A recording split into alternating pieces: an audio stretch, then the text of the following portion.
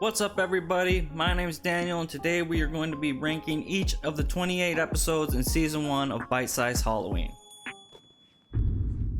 Do not open the box. Right off the bat, I just want to say I'm not an expert, I'm not a critic, these are just my opinions. One thing to keep in mind is these are all short films, so we're going to have to base each one by its own criteria and its own evaluation based on how long it is. With that being said, my 5 criteria are cinematography, how it's shot, the camera angles, the lighting. We're going to be going off acting, how believable are the performances. We're going to go by sound design, how's the music, how's the sound effects. Story, how original is it? Is it a new concept? Is it something we've seen done before, better? And finally, we're going to be going off how scary or effective it is. So, was it startling? Was it disturbing? Was it funny? Was it intriguing? Was it provocative? So that's the criteria we're going to be going with, how we're going to judge these episodes. Quick spoiler warning, I will be going into the details of the episode to explain my rankings, so if you don't want things to be spoiled, watch the series first and then come back and watch the rankings. We got big things coming, small packages. These are the ones that I consider the best. These are the ones that I found the most entertaining or scary or funny or compelling. Superfood, ones that I felt were compelling and interesting and well made, but just not the best top tier. And we have snack. These are the ones that were just pretty good but didn't really hit me that hard one way or the other. Empty calories. These are ones that maybe I thought the concept was interesting, but I just didn't really get it, or it wasn't finished, or it just felt somehow not all there. These are gonna be those. And then another one's bites the dust. These are the ones that I just really didn't enjoy. I didn't think added anything to the series. I didn't think they were great, and that's just my opinion. So right off the bat, we're going to start with season 1, episode 1, Invisible. A little girl is frightened when she witnesses a basketball game with invisible players. This one for me, I'm going to put into superfood. So starting off, I didn't really understand what was going on with this episode. There's a girl playing basketball, and then the basketball starts bouncing on its own and going back and forth. And I'm a little confused exactly what's going on. And it took me a couple of watches to really get the point of the episode. The basketball starts bouncing on its own and it goes flying, and then it cuts to another group of kids playing basketball, and they're like, whoa, did you see that? And so essentially the whole episode was this girl is a ghost and her friends are playing basketball in a place where she died. And the interesting concept here is that she can't see the people. So that's an interesting concept on ghosts, and I just felt like it was a pretty interesting episode and a lot to sort of see in like 3 minutes, and I felt like it was pretty well executed and a pretty original idea. So I'm gonna put it in superfood. Not one of my favorites, but it was a standout of the season. Now episode 2, Mena. A downtrodden office worker sends a genealogy test kit in hopes that it will prove he is special. So this one, for me, I'm gonna go ahead and put it into empty calories. So it starts off, this just unremarkable guy, he wants to prove that he's special, so he sends a gene test, and they do a pretty good job. I'm gonna go ahead and move this up to snack. So he sends this genealogy test, and then he gets like a text like, oh, you're special, and he gets very happy, and then all of a sudden these people show up in fencing gear, which I thought was kind of odd choice, and then he gets taken to a facility with a bunch of like test subject and like a grid, and it was just kind of a be careful what you wish for type of thing. So he's special, but he's special in like a laboratory rat kind of way. And this one I felt like was just kind of interesting, not really too much to chew on or think about. So I'm gonna put it in snack for me. Corn. Kaya, a mischievous 8-year-old girl, is set to be baptized in a small rural church, but when she's dipped underwater, she is overcome by far more than the Holy Spirit. So that pretty much sums up what happens. He gets baptized and put underwater, and then all of a sudden there's like some black substance in the water, and she comes up and everyone's a little startled, and then her eyes turn white and everyone starts freaking out, and then the pastor's eyes turn black, and then the girl who was baptized is like, I've been waiting for you. So it's like some ultimate final battle thing. I'm gonna go ahead and put this one in empty calories. It was some cool cinematography. It was decent acting. And just for me, I felt like it was part 1 of a 3-part story, like the introduction to a story. And we have to keep in mind these are shorts. So for me, this is just gonna be empty calories. Not saying it was bad, just I didn't really get it. Episode 4, Devil Vac. A young couple's new robotic vacuum goes too far with its cleaning duties. So for me, I'm gonna go ahead and put this one in snack. So essentially what happens is they buy a vacuum and then a lady's freaked out because it's following her around, and then the vacuum goes from blue lights to red, and then throughout the short the lady's getting more and more anxious about it because it won't stop moving, and the husband just kind of like, you know, it's just mapping the area. So you have that typical sort of horror movie trope where one person feels like something's going on, and then the spouse or significant other is like, no, you're just worried about nothing, kind of invalidating. That kind of adds to the horror of it, I guess. So there was some substance there. Anyways, the vacuum ends up drawing a pentagram with dust on the floor, and it ends up sucking them to hell. Not too much to unpack here. It was only 2 minutes long. But like I said, it was just a little absurd enough and ridiculous enough, and there was enough subtext with the sort of feeling invalidated knowing something wrong is happening, and then you know, they get sucked into hell for a dust pentagram in the floor. So ridiculous, but for me it's gonna be a snack. It was fine. Episode 5, Mondays. When a naive office worker doesn't hold the door open for an old lady, his lack of chivalry comes back to haunt him, literally. Alright, so this one I'm gonna go ahead and put into snack. I almost put it into empty calories, but there are some pretty cool ideas and some interesting visuals. So essentially, this guy has an old lady. She comes to try and get in the elevator, and he sort of like, it closes and he's like, oh gosh, and he's kind of pleased with himself that he inconvenienced this old lady. So then it proceeds to him going into the bathroom, and essentially the old lady comes in and starts beating the shit out of him and torturing him, and it's shot well. Everything about it is pretty good. It's just, there's like a scene where he like lays down in the middle of his panic and looks over, and the old lady was there. It was just a little over the top and ridiculous, and for me it just didn't feel like they earned, like, this guy didn't necessarily deserve to be tortured and murdered just for being kind of rude. For me, this episode just didn't work for those couple of reasons. Just that the scenes were kind of unbelievable, and like the things he did, and then for me it didn't really like the character. Like, they could have done more to make you like, yeah, that guy should get killed, but it was just kind of like he was a little rude, and then ends up getting beaten to death and presumably murdered by a spirit of an old lady. So interesting idea. Again, originally I was going to rank it much lower, but as it sat with me, I feel like it does deserve to be watched. It's fine. Alright, now, episode 6, Jane. A forensic sculptor breathes life into a skull. Now, this one is a standout episode for me.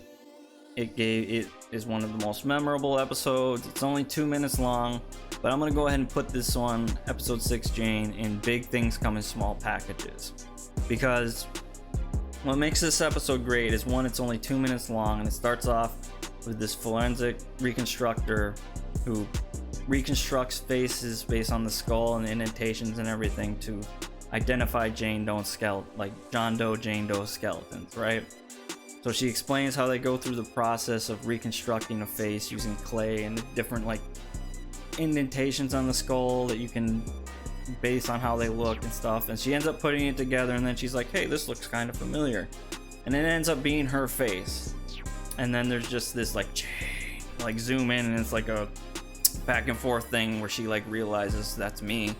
And it just, for whatever reason, this episode gave me some goosebumps. It was very creepy, and like, what a concept to like, you're trying to look for someone who's dead and unidentified, and then it ends up being you, right? And I interpreted that she's like a spirit trapped in the forensic studio, or whatever you would call it. So for me, this one was very effective, one of the more memorable episodes in season 1, and that's why I'm putting it my very first in big things come in small packages. Episode 7, Monstergram. A son warns his mother about a monster who comes to kill you when you share a personal photo online and hit 100 likes. It wasn't amazing, but to me, I'm gonna go ahead and put it into superfood.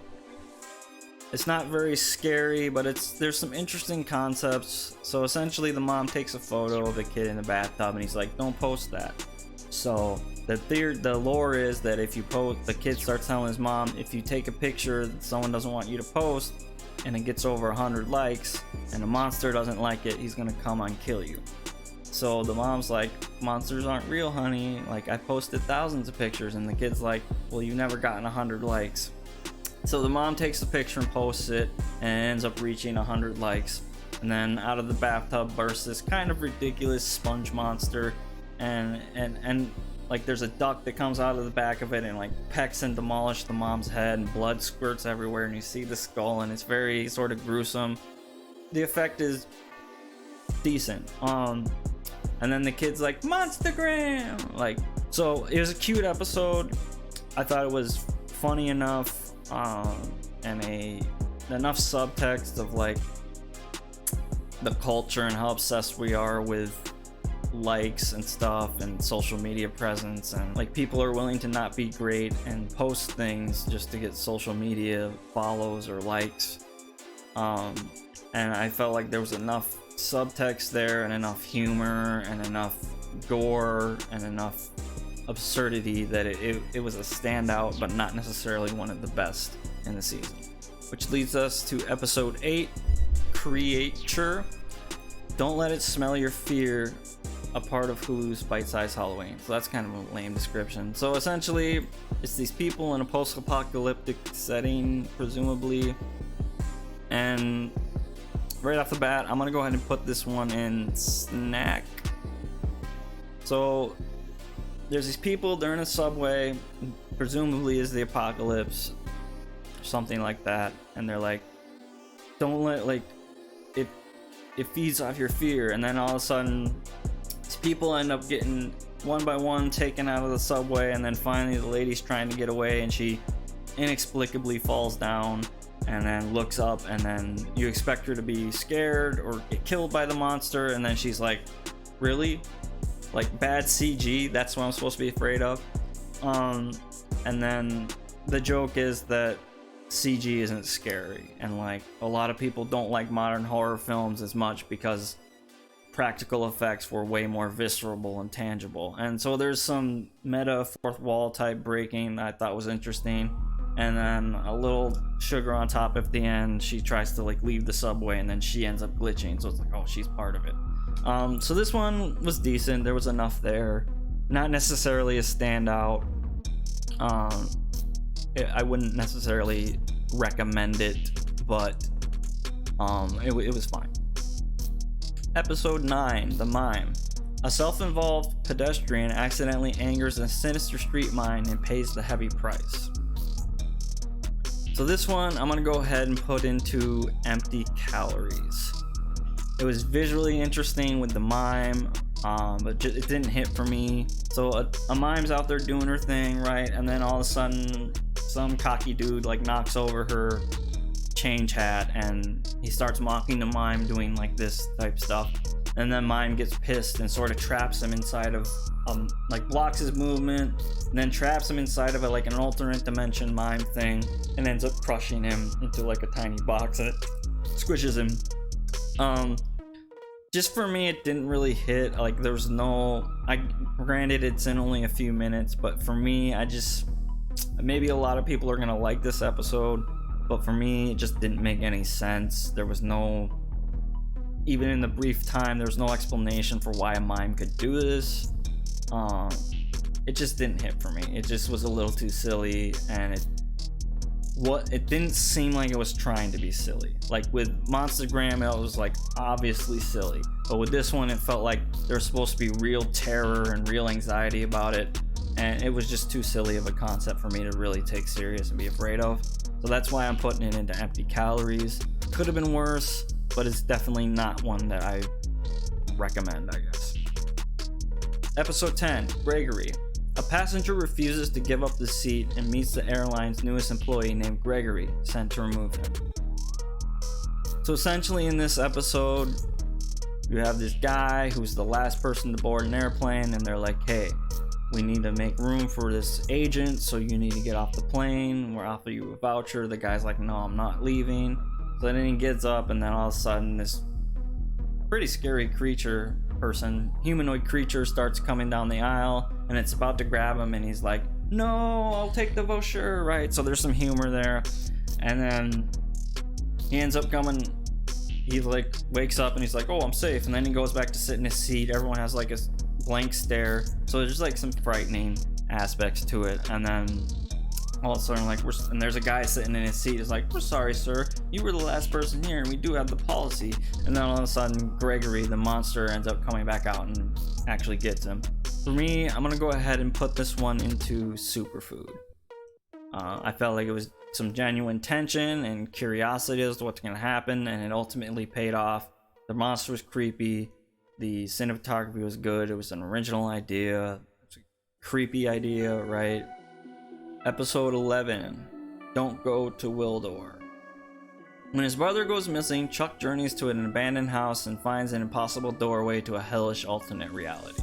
So right off the bat, I'm going to put this one into superfood. It's interesting. So a guy is looking for his brother, and he knows he's in this house, and every time he checks his camera, it's like a alternate dimension. Not an original idea, but the imagery was pretty freaky. And then once he gets in the house, he ends up seeing a couple monsters, different things with the camera imagery. You know, it's not an original idea, but it was visually, like, the cinematography was really good in that. And then the monsters I felt like were pretty creepy, gave me some chills. So all in all, not the most original idea, not the best episode in the series, in the season, but for me, the visuals were creepy enough, and to me, it was just pretty good. Episode 12, Stray. A spirit meets out vengeance when a young girl ignores her mother's warning and about the Pied Piper myth. So essentially in this episode, a mom tells her kid to keep her headphones on because otherwise she'll hear the Pied Piper's song and then, get taken. So for me, I'm going to go ahead and put this one into empty calories. And really the only reason it didn't go to another one bites the dust is there is some interesting imagery. It's kind of an original idea as far as I know, and there's a scene where there's a scene where the girl sees this bus that's gonna abduct her, and then all of a sudden it's her mom with this sinister grin on her face, and then it goes to this kind of, I don't know, ghost bag-faced person. It just didn't really hit for me besides that one image, but it did have some disturbing imagery, so I'm gonna put it into the empty calories. Wasn't bad, just for me it didn't really hit. Now we have episode 13, NYX or NYX. While performing a routine maintenance spacewalk, a pair of space station astronauts experience some mysterious malfunctions. I'm gonna go ahead and put this one into empty calories. There was some interesting visuals. So essentially a lady's on a space station and her partner's out doing some maintenance or something on the satellite or ship or whatever it is. And then the screen goes blank, and then you hear a voice like, let me in, and then she goes to let him in, and then her partner's on the intercom like, don't open the door.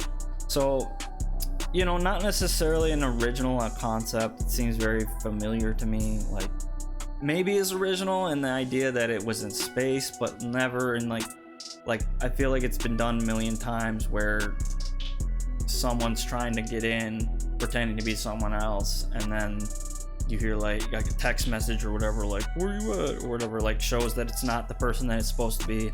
I feel like that idea has been done enough, and I just didn't really get it. It wasn't for me. It wasn't necessarily terrible. Again, it's just my own personal subjective. I feel like it, in a similar way to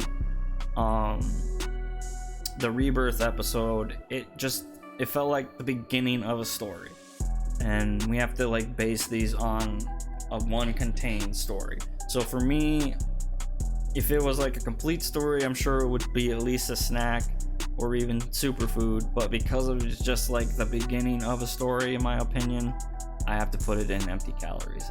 I didn't get satisfied by it, and that's just my opinion. Episode 14, Landline. A beefy boyfriend risks the ire of the dead by throwing out a cherished old rotary phone. So in this one, essentially, there's a garage sale, and the lady goes to pick out a phone, and then it like does this kind of interesting like rewind thing back to the 80s, and it's kind of cool because it's like a VHS tape, the 80s, so I appreciated that. And then it's essentially this phone that this guy's like, hey, I told you to get rid of this phone, but it's his grandma's old phone.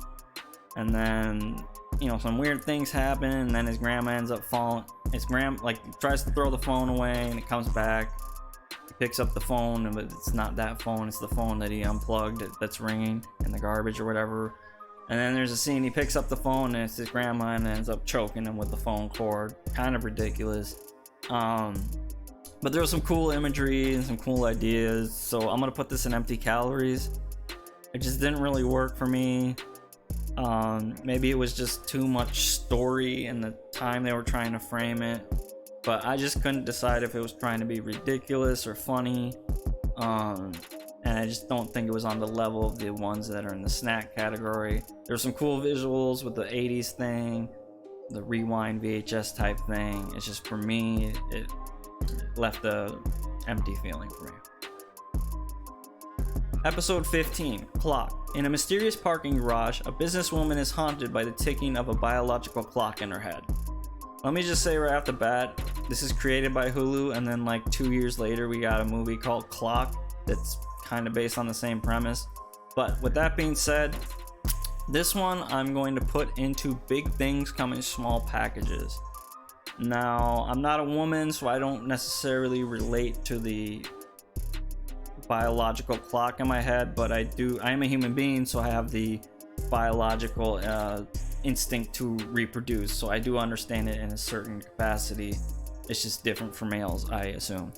So for me in this one, the sound effects were very good, the acting was very good, and then the end of it, there's like the lady's kind of panicking, trying to like balance her work life with she's like hallucinating baby stuff. She ends up seeing a bottle and then a crib, and then all of a sudden there's a baby in her backseat, which was kind of a silly scene, but the sound effects made it tense and scary enough. And then she's trying to hold the baby, and then it shows like a security guard, and the lady's kind of holding nothing, going crazy. And then there's like a scene at the end where she's panicking because the baby's crying, and then her phone calls and it's like business, and she's like, I don't have time. And I just felt like it was really well acted and a lot to cram into a few minutes, and it was definitely for me a standout of the season. So I'm gonna go ahead and put that in big things come in small packages. Then we have episode 16, Eye Exam. A woman is waiting for her eye exam when the last customer runs out screaming. So this one I'm gonna go ahead and put in superfood. I almost wanted to put in the big things come in small packages. The one thing that draws it back is not necessarily the runtime, but how shallow it is. It's just a very simple concept. A lady goes in for an eye exam, and then right off the bat, this very creepy doctor, and he has this device on the table. It looks like an ice cream scoop with spikes. And the lady's like, what is this? And he's like, oh, it's just an eyeball scoop. Don't worry about it. We almost never have to use it. So I'm kind of turned off by it. Like, this is a little too silly. Like, who the fuck would like sit down and like get an eye exam? But as it goes on, she starts to realize what's happening. He's like, can you see this? And then all of a sudden, good. And there's like these demons. So she's like, no, I can't see it. And ends up getting out of there. There's like apparently these demons trying to get the right set of eyeballs. But so how shallow it was, but it was very effective. Like close-ups with the eyes and the anticipation. Like, are they gonna take her eyes, right? Like, sort of like what Saw X did with the eyeball trap. I don't know if you've seen it, but it kind of plays on that same eyeball stuff. Freaks me out. And if you've ever had an eye exam, it's very creepy, it's very unnerving. They do the thing and puff in your eye, and it's just very uncomfortable, and they kind of took that to the next level.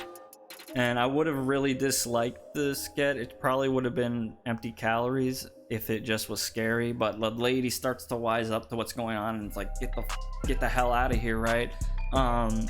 So for that reason, I'm gonna put it in superfood. It was one of the better ones.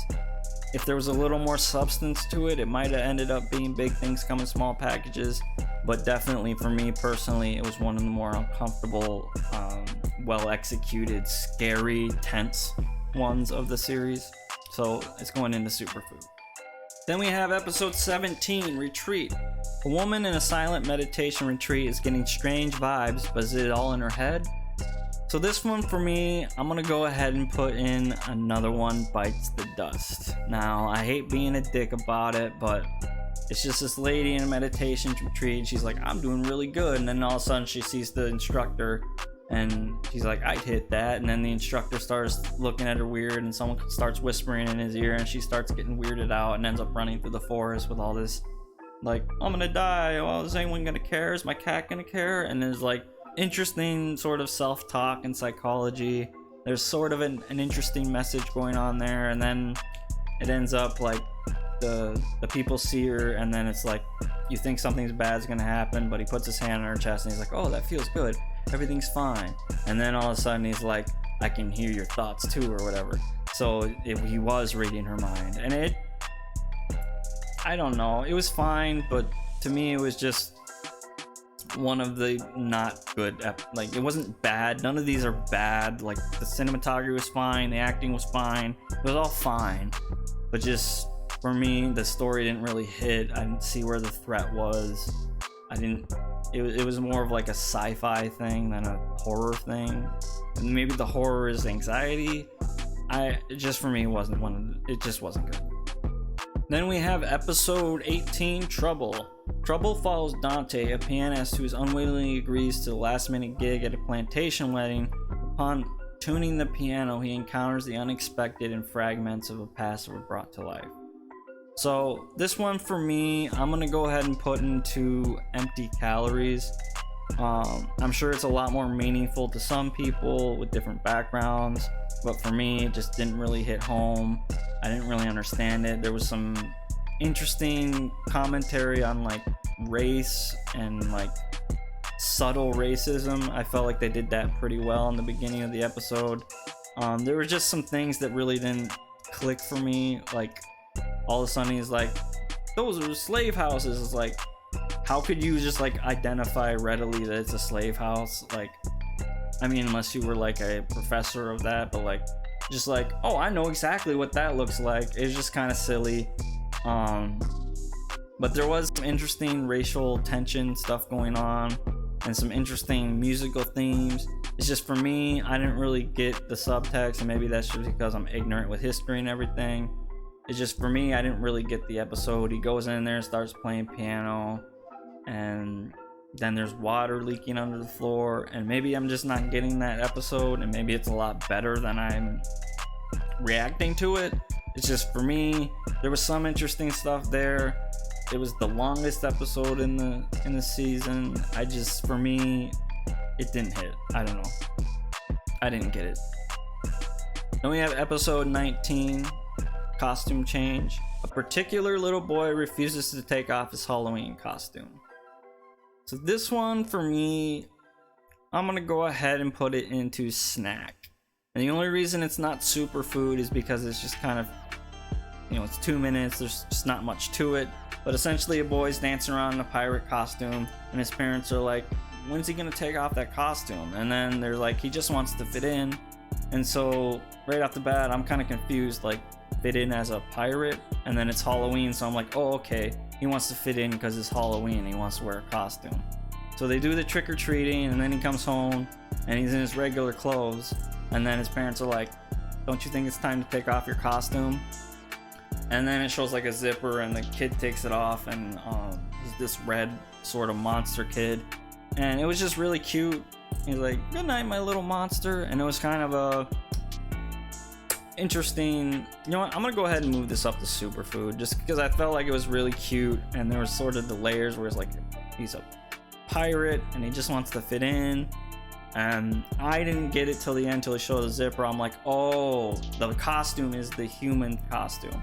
And maybe I should have got that a little sooner. It's just, I felt like there was a pretty decent payout in a short amount of time. And then the kid wasn't like embarrassed or ashamed. It's just like, hey, our son's a monster. Like, it was cute and short and sweet, and not necessarily a standout of the series, but much like, it was cute and funny, sort of. It was cute and kind of funny, much like the Monstergram It just was lighthearted, and I felt like it was one of the better shorts in the series for me. Episode 20, Summoned. A young woman attempts to summon the spirit of her lost love, but conjures up something unexpected. So for me, I'm gonna go ahead and put this one in Another One Bites the Dust. Just for me, it wasn't one of the good ones. There's nothing wrong with it, just like The Retreat. It was just a lady sets up this ritual of candles and stuff and says, I summoned my true love to this mirror, and it ends up being like her boyfriend from like 5th grade, and he ended up dying. And there's like this, well, I summoned this Jake guy, you're not my true love. I guess she's summoning her ex-boyfriend who died, and he's like, well, I guess the universe disagrees with you. So there's some interesting, commentary on like faith and true love, and everyone has that one person, whatever. And then the guy's just like in the mirror, and like he's about to start playing a song, and she freaks out, and it wasn't that funny to me. It wasn't that clever to me, and again, it wasn't bad. All right, so episode 21, Special Delivery. A young delivery driver struggles with one simple direction: do not open the box. So this one had some interesting ideas, but much like the other ones, I'm gonna go ahead and put this one in Another One Bites the Dust. So there's an interesting, like, creepy old man. He gives her the box, do not open the box, and tells her like 4 times, do not open the box. And then she goes outside, and then another time he's like, don't open the box, and he's like behind her whispering. That was kind of funny. But then, like, for the rest of the sketch, it's like her going to the delivery stop, and her phone's like, open the box avenue, you should look inside sale, or whatever. Like, everywhere there's like, open the box, look in it, which didn't really make too much sense. It's like the universe was telling her to open the box, and I guess that's kind of like selective, like, you notice things when you're thinking about it. Like, you get a haircut and you see people with a haircut, or you buy a car and you see that car everywhere. So she's like seeing everywhere, like, look in the box. And then she looks in the box, and there's like this alien octopus thing, and she's like, oh, cute, and then it squirts her with this blue shit, and then she ends up falling down, and the family takes her inside to eat her.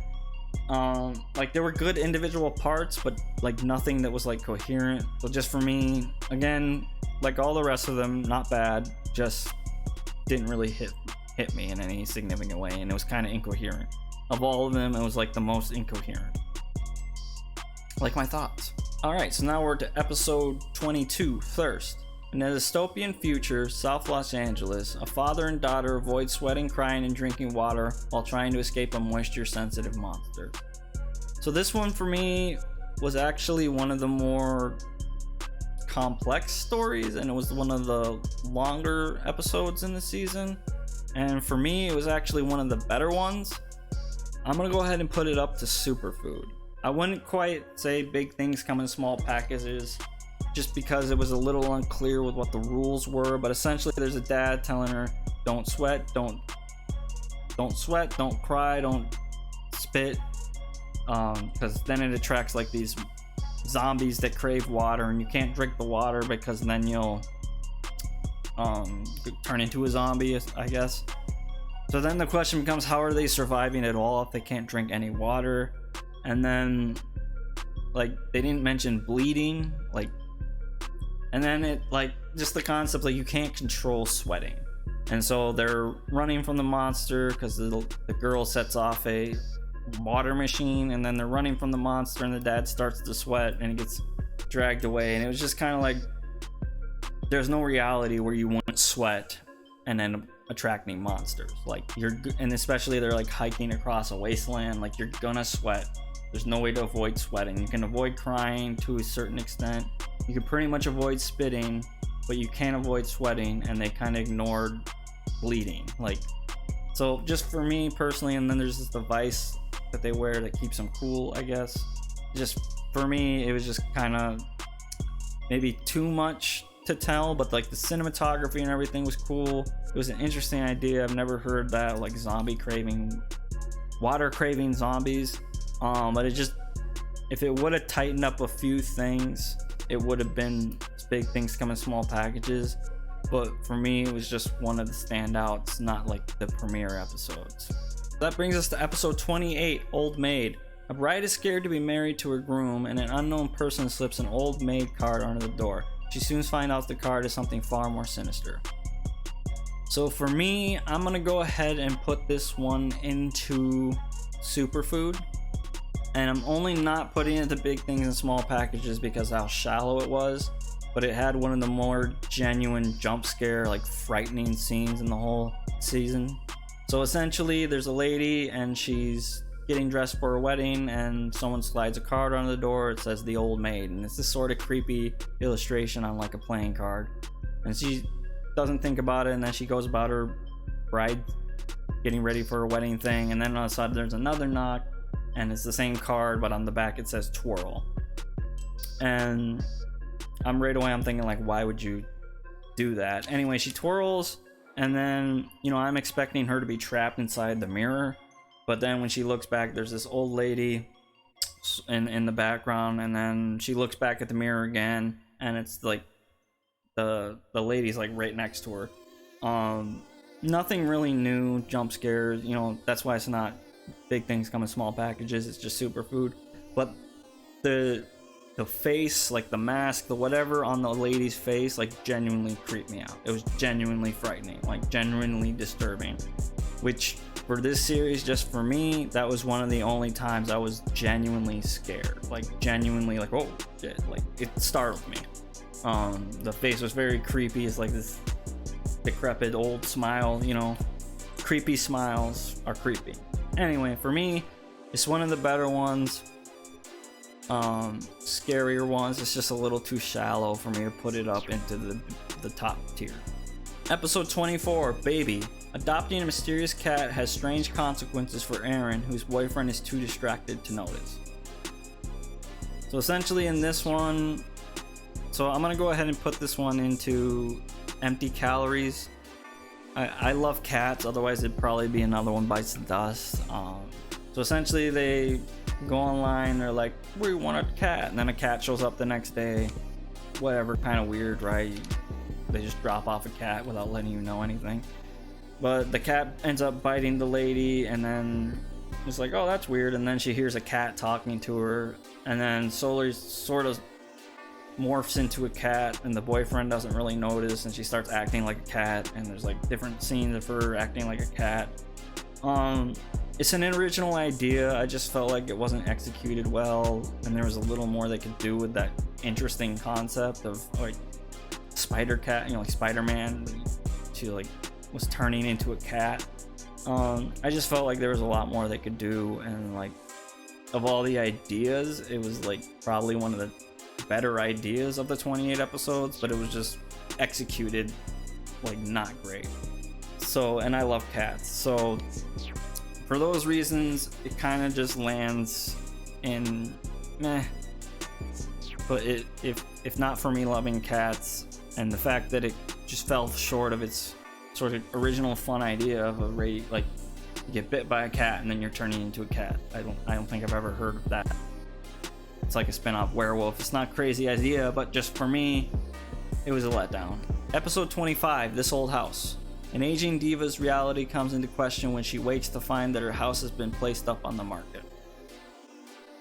So this one for me, I'm gonna go ahead and put it in the snack category. I just felt like, so it starts off this old lady and she's going to make tea, and then all of a sudden there's a picture of a different family, and pretty much right away you're like, oh, she's a ghost. Like immediately that's what I got, like she's a ghost. And then it's kind of, you know, the thing that like the lady's like, you better get out of here before I call the cops, and then they're like, I guess, like essentially the lady's telling them like, get out of my apartment, and then they're having a conversation with the realtor, and it seems like they're responding to her. Like the lady's like, you can't be in here, this is my house. And I don't know, like the whole gimmick was that the people were saying stuff, and then the ghost was saying stuff, and it was like coincidentally they were having a conversation. So it was supposed to be like, oh, is she a ghost, is she not a ghost? But it was obvious she was a ghost, and then she ends up trying to call the police, and then they're like, oh, why is it so cheap? Oh, because that lady died here. And then the lady gets it like, oh shit, I'm a ghost. And then the episode, she drops the phone, and they see the phone drop, and they're like, oh shit. And it was just an interesting concept. You know, I'm gonna go ahead and put I feel like it wasn't as interesting of a concept as the cat one, but it was executed a little better, maybe just by good acting by the old lady. For me, it was an interesting concept to have them sort of having a conversation and it sort of timing up to the ghost. It just, for me, if it wasn't so obvious she was a ghost, if they somehow, like if they didn't show the picture of the like a different family, like it's this old black lady and then it's a picture of a bunch of white people. So it's like right away, it's like this isn't her house or something. Like I picked up that she was a ghost right away. If it would have drawn it out to at least like halfway through, but there just wasn't any mystery to it to me. So one of the better concepts as far as originality, like coincidentally a conversation going back and forth, like is she dead, is she not dead? But for me it was just she's dead. Like the reveal, there was no reveal for me. So it's a snap. It was there. Episode 26, First Date. After a great first date, Billy heads to Alex's apartment for a nightcap, but is freaked out by a photo she finds. So this one for me, I'm gonna go ahead and put into snack. It would have easily been superfood or even one of the bigger small packages. It just kind of didn't have enough time to explain itself. It's kind of like a 50 First Dates thing. Like she has some kind of amnesia and the partner is slowly trying to figure out the recipe to make her fall in love with her all over again, but the lady inevitably always finds clues that they broke up or something, and then it's like I'll get you eventually. And it's a decent like romance like story, but it's only like 2 or 3 minutes long, and I just don't know that there was enough explanation. Like there's an hourglass that is apparently the mechanism by how he, like if he flips the hourglass, she forgets. It just, much like the mime one, like there just wasn't enough. And the reborn one with the baptism, like I feel like there was a decent story there.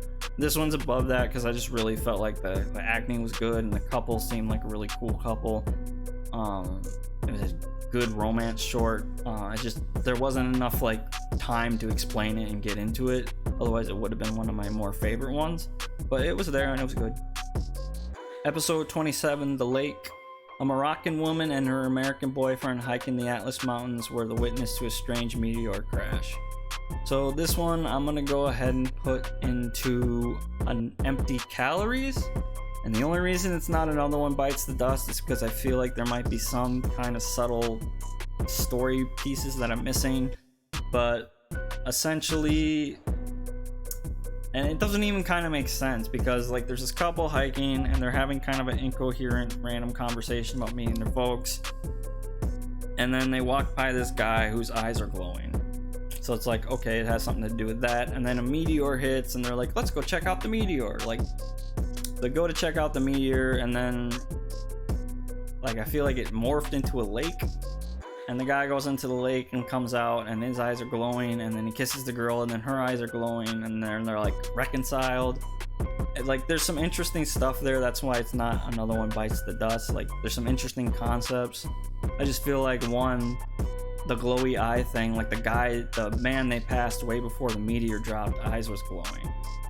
So unless there was like another meteor, we're assuming it's a meteor.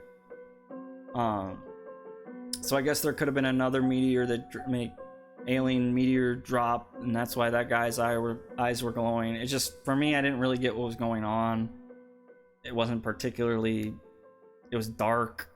Like the conversation wasn't that great to me. The acting wasn't that great to me. It just was one of the weaker of the sketches, but I feel like there was enough substance there that I probably was missing that I don't want to put it into the another one bites the dust. But it just, for me, it was not the best. And finally, we have episode 28, Missing. A mother explains to the police what happened the night of her daughter disappeared. So this one for me, I'm gonna go ahead and put into empty calories. So for me, like it starts off with there's some cops investigating like what happened to your daughter, and they're going through like what might have happened to her daughter. She's explaining she was out with her friends and it must have been her stepdad who left them, like it had to be him. And then it shows everything, like she's riding home from on her bike, and then there's like a scene of her getting abducted, and then in the end it ended up being the mother who abducted the kid and the ex-husband, and they're sort of sitting on the couch with tape over their mouth.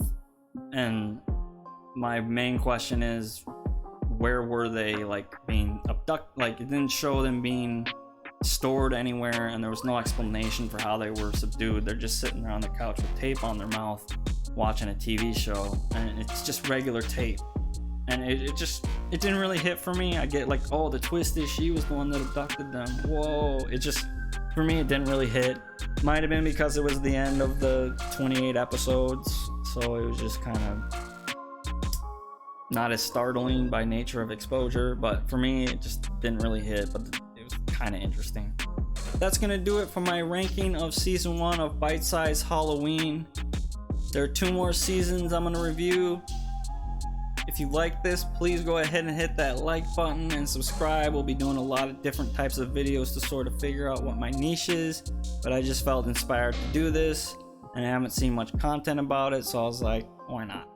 Also, I plan on doing a review of season 1 and then season 2 and season 3. Right now I'm sitting at about a 7 out of 10, 6 out of 10, which is good. 5 would be mediocre, 6 would be good, 7 would be really good, 8 would be great, 9 would be amazing, 10 would be like perfect, right? So right now it's sitting like a 6.5, 7, just because a lot of them are like 2 minutes, 3 minutes, right?